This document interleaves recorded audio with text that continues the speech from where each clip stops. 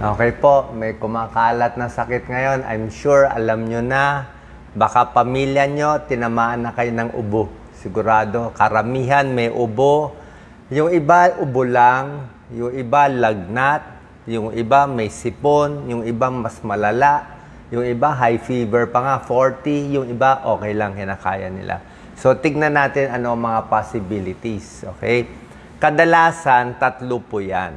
Okay? Pwedeng allergy. Ito, actually, very mild lang to. Baliwala lang to eh.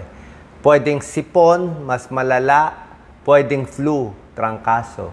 Okay, pagdating sa flu, pwede ka rin magpa-COVID test kung COVID or hindi. Pero halos ang gamutan, pareho na rin sa flu kasi mahina na ngayon yung COVID. So, paano natin malalaman? Ito mas serious, di ba? Mas baldado yung pasyente. So, pag flu, usually, may lagnat na mataas. Trangkaso. Pag lagnat mo mataas, 38, 39, 40, malamang flu yon. Pag meron kayong body pains, masakit ang katawan, okay, kasukasuan, flu yon. Kasi sa allergy, hindi sa sakit. Kasukasuan mo, allergy, wala ka ring lagnat. Okay? Pag sipon, sipon lang, pwede may konting lagnat, pero more sipon, more binabahing, more sa ilong ang sintomas, namumula yung mata, more yun. Pero flu, medyo bagsak katawan mo dyan. Merong malala, meron hindi malala. So basically, ganun ang pag-differentiate natin. So magbibigay tayo lahat ng possible remedies, baka lang meron kayong nakalimutan dito, okay? Kasi napakahirap. Tsaka may bago ngayon, napansin ko, parang matindi yung ubo ngayon. Pwedeng dry cough o yung plema, konting-konti, tsaka karamihan na nakakausap ko, sumasakit na ang tiyan nila, banda rito sa side, kakaubo. Ako, sumakit nga dito ko, kakaubo. Ikaw, Doc Lisa, sumakit din tiyan mo. Diba? Ibig sabihin, matindi yung ubo ngayon at dry cough. Tingnan natin ano pwede natin magawa, ha? So, para sa lagnat, siyempre, paracetamol for fever, tuturo ko pa paano iinumin. Hydration, kompleto ang tubig, napakahalaga, baka yan ang nakakalimutan nyo. At light clothing, huwag magbabalot ng maraming baro. Yan ang pagkakamali ng iba. Pag may lagnat, giniginaw sila, pagkakamali ng mga bata, matanda, lalo nagtatakip. Eh kung ang fever niya 39, 40 degrees na, pinagkumot mo pa, kung nag-41, mag-convulsion. Delikado. Gusto mo nga ibaba eh. Kaya kung gusto mo magkumot, konti lang, manipis lang. Okay? Hydration, very important. Tubig talaga. Ayan, no? Kailangan inom ng inom. Tubig, juice, sabaw, kahit 10 basong tubig, 10 glasses of fluid in a day. The more, the better. Kasi pag maraming tubig iinumin, tanda mo, ininom mo tubig, room temperature, pag ihi mo niyan, sobrang init. Di ba? Ang init ng ihi mo. So, bawat ihi mo, bumababa ang temperature mo. Bawat inom ng tubig, bawat ihi, bababa yung temperature mo, bababa lagnat mo, kahit hindi ka umiinom ng paracetamol. Kaya hydration, napakahalaga. Diba? Kailangan mo rin tubig para mas lumabnaw yung sipon, yung ubo mo, mas mailabas mo. Diba? So, kailangan mo talaga yan. So, huwag kakalimutan yan. Tubig, light clothing. Sabihin ko pa, very important, pahinga, higa, tulog. Kung kaya mo matulog ng buong araw, diba? Let's say buong araw, mula pagising mo ng umaga, 8 o'clock, humiga ka na ulit. Mula 8 hanggang alas 12, humiga ka na ulit. Kain ka lang sang oras, 12 to 1. 1 o'clock, humiga ka na ulit hanggang gabi. Pag gabi, humiga ka na ulit. Wala nang galawan hanggang bukas. Kung kailan matinding-matindi, i-rest mo totally. Mas mabilis gumaling. Mas mabilis gumaling. Hindi pa ako nang bibiro. Talaga, i-easy-easy mo lang yung katawan mo. Kasi minsan matindi. Minsan kasi yung flu, meron talagang matindi na pag hinayaan mo kasi yan, lalo na kung meron pa mga bacterial infection, baka maging pulmonya eh. Baka maging pulmonya, baka lumala. So, para sa lagnat, kailangan may paracetamol ka. Okay? Sa adults, paracetamol, acetaminophen, pareho yun, 500 milligrams. Pwedeng 3 times a day, pwedeng 4 times a day. Pero kung talagang mataas ang lagnat, pwedeng every 4 hours. So, pag every 4 hours, halos makakalima o 6 na tableta in a day. Sa akin, medyo marami yung 6 eh. Baka ma-overdose tayo. Pwede pa naman, pero mga 4 times, 4 to 5 times maximum. Pero pag lagnat mo wala ng 38, baka pwede na walang paracetamol. Usually 38 and above, yung talagang mainit. So, unahan mo na siya. Para din sa kirot, pwede na yan. Pag sa bata, may paracetamol syrup, depende sa size ng bata at sa edad, may ganitong preparation, basahin na lang yung edad, yung bigat, at gaano karami, 1 teaspoon ba binibigay o 1 and 1/2 teaspoon, depende. Usually 1 teaspoon. Depende sa laki ng bata. So, ito pwede ito sa bata, pwede sa matanda. Pareho rin ng treatment. More fluids, tulog. Tignan mo, tulog talaga. Ako, hindi ako masyadong mainit sa ligo eh. Oo, kung may lagnat na, medyo punas na lang. Siguro tayo, punas na lang. Ligo na lang tayo kung magaling na. Kung 2 araw ka na nilalagnat, tapos medyo magaling ka na, tsaka na tayo maligo. Kundi punas-punas muna tayo. Medyo cool area. May tanong ka, Lisa? Pwede daw ba mag-aircon? Pwede mag-aircon. Kailangan mo mag-aircon. Kung may pera, kailangan mo mag-aircon. Kahit malamig siya, okay, giniginaw ka. Kailangan may hangin. Yung aircon, lagay mo lang sa mga 24, 25. Tamang-tama. Tapos, magmanipis ka lang ng kumot. Manipis lang.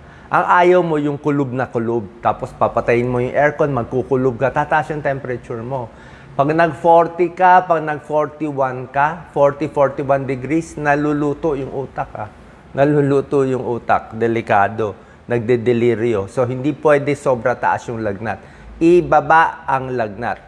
Paano? Huwag magkumot ng makapal, magparacetamol, at uminom ng maraming tubig para maihi mo siya. Lahat ito gagawin nyo. Ngayon ang problema, ubo. 2 klaseng ubo. May ubo na maraming plema. May ubo na walang plema. Pag kayo maraming plema, ang ibibigay ng doktor, usually yung mga carbocysteine, ambroxol, bromhexin, lagundi, okay lang naman yan, over the counter. Pero, feeling ko medyo mahina. Tingnan mo kung may tulong konti. Baka may tulong konti, pero hindi siya ganun kalakas ang tulong. Pwede naman, wala namang problema. Sa bata, syrup din.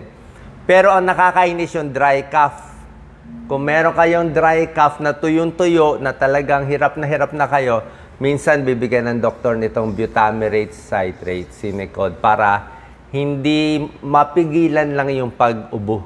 Pero hindi totally mapipigilan kasi may plema o may sipon na bumababa. Pagdating sa sipon, mas gusto ko natural remedy. Okay, ulitin ko lang, lalo na sa matanda, may sakit sa puso, mabilis ang heartbeat. Meron kasing mga over-the-counter tayong decongestant na may pseudoephedrine. Hindi okay to sa akin eh. Kahit basahin nyo eh. Pwede kayo mag-palpitate, may small chance masama sa utak, di ba? May tulong siya sa sipon, kaya lang pinapasikip niya yung blood vessel eh, kaya nababawasan yung sipon. Kaya lang kakasikip niya, mamaya may sumikip sa ulo, sa ibang parte ng katawan. Bumibilis pa yung heart rate natin dyan. So, depende to. Ang gamot sa sipon, may bawal sa may high blood, bawal sa may sakit sa puso, may edad, ingat tayo. Pero kung bata ka pa, teenager, okay lang yan. So, ito ang binibigay, usually ng doktor. Pagdating sa natural remedy, tuturo ko. Doc Lisa, focus mo lang konti. Baka may nakakalimutan na sila. So, pain and fever, tuloy-tuloy over-the-counter paracetamol. Sa ubo, over-the-counter, sinabi ko nga, butamirate citrate. Hydration, yan, no? Tubig talaga, yan, no? Tubig. Ito, kailangan kumain pa rin. Hindi pwede hindi kakain, papakita ko mamaya. Tapos, psychological. Ito, anxiety at takot. At safety net. Ito, mamaya, safety net, tuturo ko. Dapat, pag bata pa, malakas pa, sasabihin ko, okay lang yan. Tawag ka na lang after ilang days. Pero, sino ang babantayan? Nasa dulo pa eh. Nasa dulo. Unahin ko na kaya. Yan, unahin ko na. Pag itong grupo ng tao, mas babantayan mo. Nalagay ko sa dulo yung slide. Sino sila? matatanda, may hika, bantayan mo. Sabihin, may trangkaso na siya, inuubo na, nilalagnata, plus datit pang diabetic. May edad, may high blood, may sakit sa puso, may lupus, immunocompromised, may cancer, may kidney disease, buntis, high blood, may problema sa dugo, may problema sa liver, yan. So, ibig sabihin, mahina na yung katawan eh. Tapos tatamaan pa ng trangkaso, ito yung delikado. 'Di ba? Yung matatanda masyado, above 60, above 70, at yung mga bata masyado, yung mga less than 2 years old. Yun ang mga binabantayan natin. Okay? Bukod dito, ito ang pinaka-issue. Mag-antibiotic ka ba o hindi? Ang problema sa antibiotic, magpapacheck up ka pa sa doktor. Kasi hindi siya allowed via prescription. Pero pagpunta mo sa doktor, uunahan na kita, sino binibigyan ng antibiotic ng doktor? Unang-una, pagtingin sa'yo, malala. Pagtingin, mukhang malala, kung ano man, nakakunot na yung noon ng pasyente, baka toxic to. So, baka hindi natin sure. Baka may bacterial infection. So, usually, pag ganon, mas serious yung pasyente, bibigyan na rin ng antibiotic. Pag duda, bacterial infection, magbibigay. Pag plema, marami masyadong plema, madilaw, mag-green, bibigyan na rin.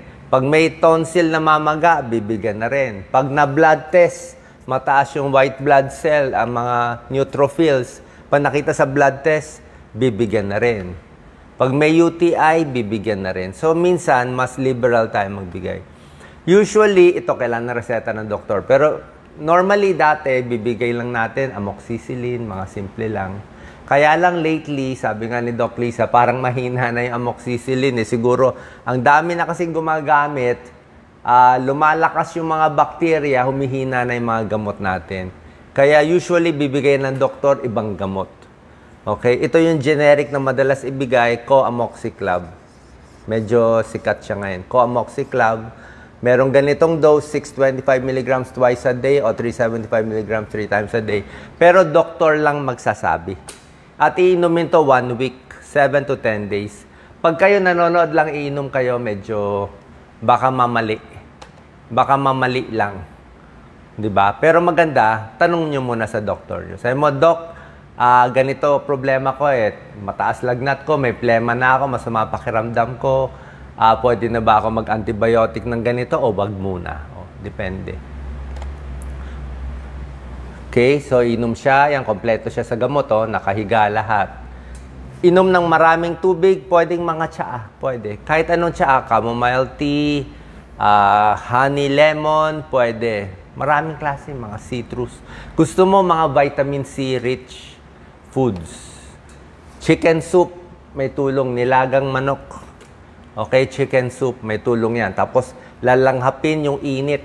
Para siyang suob Yung usok nito, aamuyin mo. Pag naamoy mo yan, magiging parang steam siya. Pwede ka maglagay ng humidifier. Gusto mo nga humidifier para medyo mas basa Pag naliligo, nagsha-shower, medyo mainit, parang sauna, para mabasa yung ilong. Yun din ang purpose ng suob The same. Steam inhalation. Yan din ang purpose ng nebulizer, di ba? Kaya naman ang nebulize Usok din yun tubig din yun So, sa sipon, garlic, honey, well, ito naman mga natural remedy, tsaa. Ito, honey with lemon, pwede rin yan. Pag diabetic lang matamis. So, konting bawas lang. Pag diabetic, konti lang nito, more lemon lang. Huwag masyado matapang. Baka ma-ulcer kayo. Marami sumasakit ang sikmura pag may trangkaso kasi mahina ang kain Mahina kain mo, maasim tiyan mo, pwede ka magsaging. Magsaging ka, kalahating saging para lagi may laman ng tiyan. Okay, no smoking, iwas sa sigarilyo, hirap na huminga. Salt water gargle, maligamgam na tubig at asin. Kung masakit ang lalamunan, pwede yan. Controlled coughing, huwag malakas ang ubo. Huwag yung ubo na babaliktad na yung bituka. Huwag po yung gano'n. Delikado yun, Kasi lalo na pag matanda tayo, mamaya may pumutok dyan, may pumutok sa baga, sa tiyan, di mo masabi. Sa lakas, baka may dumugo dito sa mata, baka may dumugo sa ulo. Huwag sobrang lakas. Kaya pag ubo mo, hatiin mo na lang ng 3. Imbis na isang na malakas, ano na lang, tatluhin mo lang. Ganon-ganonin mo na lang. Konting pigil. Tapos pag uubo ka ng malakas, misa nga maganda nakahawak ka sa lamesa o sa silya para yung pressure, baka maluslus eh. Pwede magluslus dito sa hernia, kaya medyo pigil mo. Chest physiotherapy, palo-palo sa dibdib kung may plema, expectorant yung para sa ubo. Gargle, ginger, lemon water, steam inhalation, kung may plema lang siguro. Pero yung mainit na tubig, okay na yan. Bananas para sa sakit ng tiyan, para sa potassium. Ang problema ngayon, wala kang ganang kumain, I'm sure. 8 to 10 cups of fluid. Kailangan kumain pa konti-konti kahit walang appetite. Pilitin kumain. Okay? Para bumaba ang lagnat. Ito, humidifier para mas basa. Vitamin C rich foods may tulong pag may trangkaso, may sipon. Ito, basta yung mga orange, lemon, calamansi. Huwag lang masyado matapang. Mas mild lang konti. May konting evidence yan. Pag umiinom ng maraming vitamin C rich foods, less sipon. Diba? May tulong din. Post-nasal drip, ito isang problema ko rin. Pag post-nasal drip, pag higa mo, 2 unan. Medyo mataas. Maghanap ka ng position. Kung di ka makatulog na nakahiga, gawin mong nakakaliwa. Pag hindi ka okay sa nakakaliwa na side, ikanan mo yung side. Pag hindi ka makatulog sa left, sa right, sa up, dumapa ka na lang. Hanggang mahanap mo yung position na medyo hindi tutulo yung sipon sa lalamunan mo, kundi mangangati yan eh. Ano, humidifier, merong saline, yung ganitong saline, may mga ganitong saline para sa ilong. Ano lang yan eh, salt water lang yan eh. Nasal spray. Minsan nagda-dry. Tapos kumain lang ng kumain ng mga healthy. Monggo, nilagang manok, o kaya yung sabaw nito. May tulong tinola, pampalakas ng immune system. Kanin, malambot lang, ha? Huwag yung masyadong matigas para mabilis ang digestion. Pilitin kumain. Di pwede hindi kumain kasi wala kang panlaban. Di ba? Tsaka may konting good news, mamamayat ka konti. Gusto mo mag-diet, mamamayat ka konti. Pero may lagnat eh, may bacteria kalaban, mamamayat ka. Pero pag gumaling na kayo, huwag kayo bumawi masyado ng pagkain. Babalik lang yung timbang. So, ingat sa vulnerable group. Ito, relax. Okay? Hindi pa kayo mamamatay dyan. Ano lang yan, trangkaso lang. 99.9% gagaling naman yan. So, relax lang. Cool lang. Okay? Maraming panic ngayon eh. Diba? Relax muna. Wag mo na makipag-away. Makinig lang muna ng music na pinakamaganda. Higa-higa lang, lakad-lakad sa bahay, ganun. Wag mo na magpapaaraw. Wag mo na mag-exercise na mabigat. Pahinga lang muna. Pwede magtrabaho konti, isip-isip. Konting manual work, konting mental work, wala namang kaso. Tapos dasal lang palagi. Okay? Sana nakatulong tong video para makatawid tayo sa trangkaso, ubo, sipon na kumakalat ngayon. God bless po.